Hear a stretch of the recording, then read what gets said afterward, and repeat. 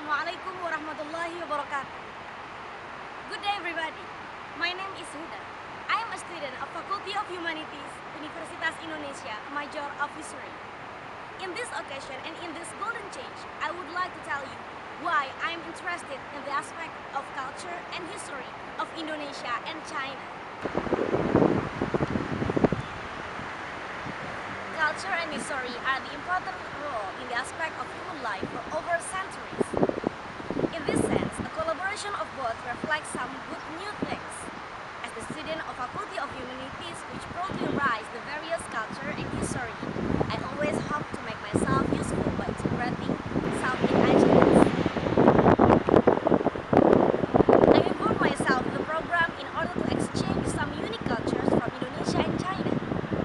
I do believe that China's existence as one of the oldest countries that own the ancient civilization, culture, and history can be a main gate for Indonesia and China's brotherhood in order to build the strong cooperation and relation.